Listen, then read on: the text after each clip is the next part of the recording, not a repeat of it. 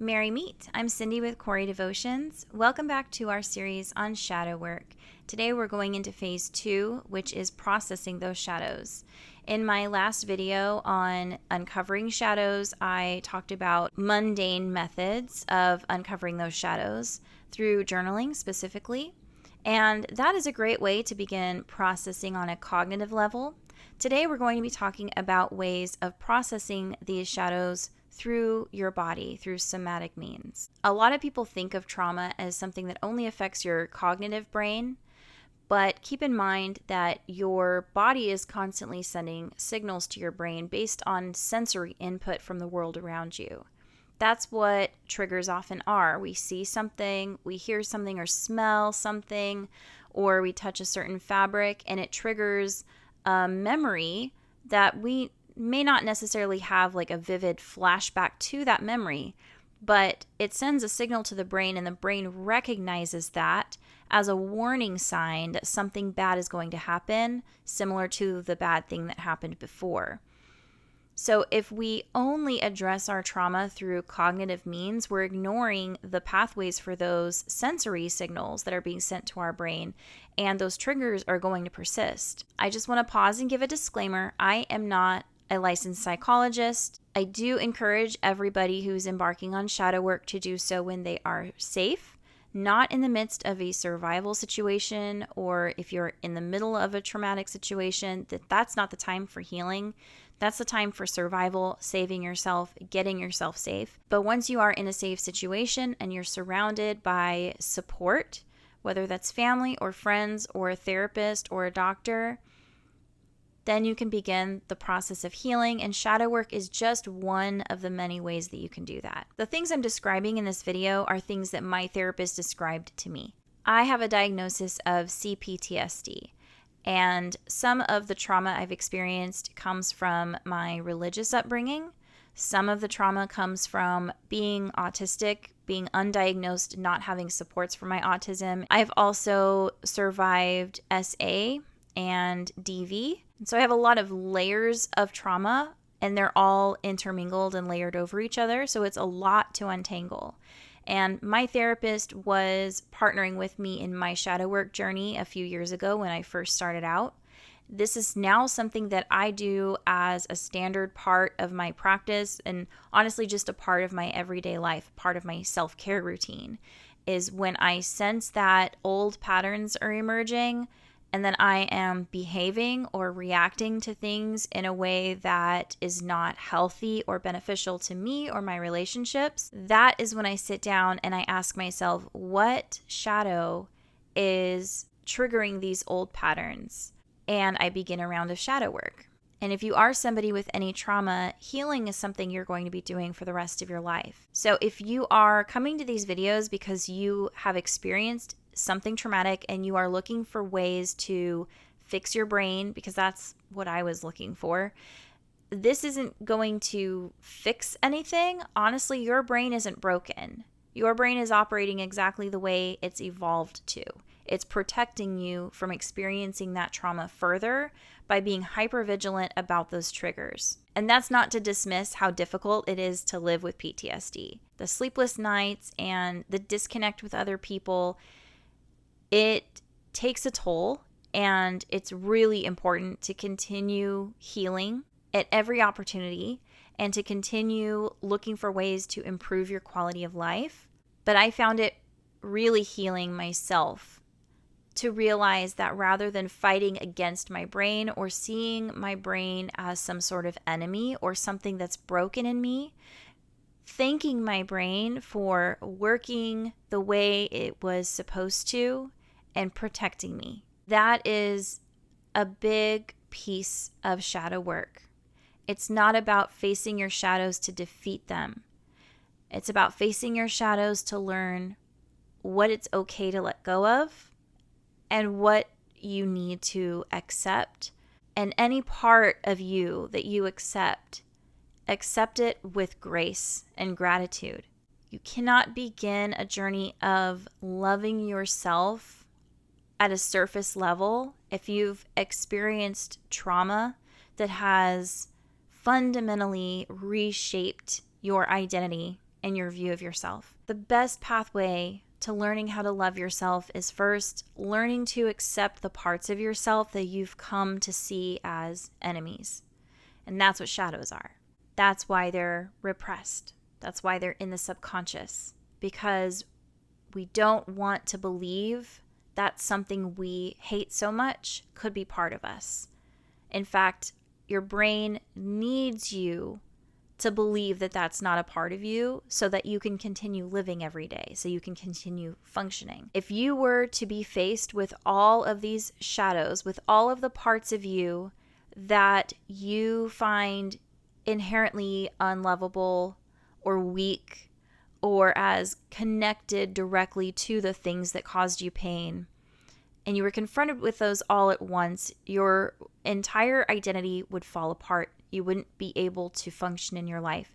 Part of your brain's job of protecting you is allowing the parts of you that would cripple you mentally to be hidden in the subconscious. These are things I wish I had included in my introduction looking back, but I at least wanted to take this opportunity to share it.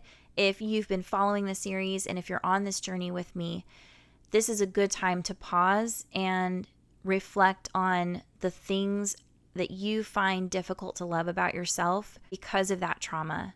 As far as methods of processing, there are so many. You can Google somatic trauma processing. You'll find a lot of classes. You'll find a lot of book recommendations. Please be aware of scams if you're looking into taking any courses on that. You could also talk to your therapist about somatic trauma processing. There are so many modalities of therapy that address that. Because this is something that is so individual, I don't have the ability to share every one of those, and I don't have the experience or the credentials to be walking you through all of those different therapy modalities. I will share what has worked for me just so you can get a sense of what it could look like in practice. First, I do want to recommend a book. This is Pema Chodron, and I mentioned her in my last video as somebody I recommend as an author. She has many books that are amazing for emotional regulation and processing and dealing with pain in general. But the one that changed my life dramatically is Welcoming the Unwelcome. And in this, she talks about the concept of emotions, feelings, pain, discomfort, not being tangible, concrete things that we either have to hold on to or push away, but that they are fluid and ever changing. And almost like mist on a breeze, it's there for a second and then it goes away. If you hold on to it or try to push it away, it becomes an enemy. It becomes something that you feed. But if you let go and simply allow it to exist for what it is, the way if you're walking in a park, you are allowing the trees around you to exist. You're allowing the breeze to exist. You're not necessarily capturing every one of the things around you in your brain consciously. You're just being and existing around it. Similarly with feelings, and it's much more of a conscious effort to do this with our feelings because we've been trained by how we were raised, by society expectations, that you are supposed to respond to certain types of emotions or feelings in a certain way. So we have to sort of unlearn a little bit of that, and it is a conscious effort. But by sitting and existing with that feeling, understanding that that feeling isn't something that can physically punch you, that feeling will morph and change, and it may go away or it may change into something completely different and kind of become integrated into our worldview. Remembering something that a person said to you and immediately having a flare-up of anger and a feeling of anger, if you were to take a breath and not try to stop being angry or cognitively reason with your anger, but just take a breath and allow that anger to exist in your body until it starts to morph into a sadness, then it starts to morph into a relief, maybe, and then that relief is what you move forward with. Or it may be something that was so petty that after you sit for a few seconds, that anger just completely floats away on the breeze and you move on and you don't think about it again. When you're dealing with something that is more traumatic and more deeply rooted, allowing those triggers to process through your body looks a lot like reassuring your brain that it's doing its job, but that it does not need to be as hypervigilant in this situation. There are a lot of affirmations that you can use to help with this process, like you are safe now, no one is angry with you, you're not in trouble. These are things that I have used to help me process when something like that comes up. It's not that I stand in front of the mirror every morning and say those things over and over and over until my brain believes it as a blanket statement. It only works if you're in the midst of a triggering moment and you allow the signals that your brain is receiving from your body to be translated to mean something different now. So yes, at one point, the smell of this perfume meant that something bad was about to happen. But now we're safe. And now the smell of this perfume means that I'm standing in the mall near the perfume counter. And you can tell your body and your brain that so that in the future, that sensory input no longer means that the bad thing's about to happen. It's not a one-time thing. It is not an exact science. It is a practice and a way of living more healthy. So please be kind to yourself. If you try this a few times and sometimes it works and sometimes it doesn't, pair this with other therapies that you're doing. Pair it with other healthy practices in your life. Taking care of your body is a big part of this. It's not separate from your mental health. Taking care of your whole person is vitally important to your mental health journey. I am a very practical, pragmatic person, and if I was watching this video having never done shadow work before, I would probably be really frustrated by this point that the person in the video didn't explain specifically how to do the thing. So that is what I'm going to do now. I am going to show you how I personally process those triggers in the moment. And I'm going to use a scripted example, which is different from what I've done so far when I've demonstrated the actual tarot readings or the actual journaling session. I just can't make a trigger pop up. I can't really create a scenario for me to show it to you in real life. So I am going to stage it.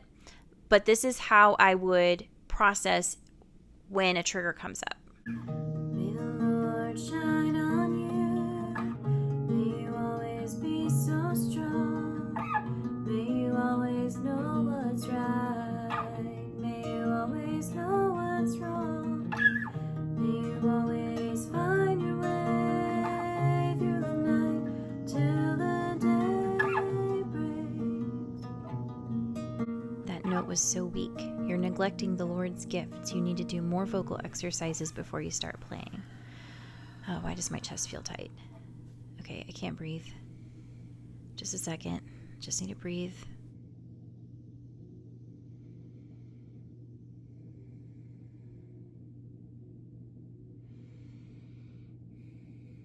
Okay, I'm not actually being judged for this. This is just for me, just for my own enjoyment. This is not a gift from God. This is genetics, and my mom taught me how to sing, and I like singing, and it's just for fun. Thank you, my brain, for doing its job. Thank you for protecting me. My imperfections are no longer a threat. Nobody is judging me. It's okay. Now, I know this hasn't been a very, very long video, but there has been a lot of information packed into it. The next video is going to wrap up our series, and I'll be talking about the recovery stage. And to reiterate what I said at the beginning of this video, these aren't linear, compartmentalized steps. You won't always necessarily be doing a separate session of uncovering or unlocking a shadow, a session of processing it, and then a session of recovering. By nature, triggers are going to come up completely unexpectedly. You may be at work, you may be at school, you may be around family members, at a bar with friends. They come up when we're not expecting it, and that is what can make triggers so debilitating. What I just showed you is something that you can do discreetly, or you can even excuse yourself for 5 minutes and allow yourself the time to physically process, allow those feelings to go through your body and either accept or transform them or allow them to just go away. Unlike beginning the process of shadow work, where you can set aside a time to make the conscious effort of bringing your shadows to the surface, the rest of this process is something that is done so organically, integrated with everything else that you're doing. You can't really set aside a time for it because you don't know when those situations will come up. So it's something you simply just need to be prepared for and practice it as you go along and give yourself so much grace. Getting back on track, the next video is going to be on the recovery stage, and it's not necessarily a third and final stage in the process.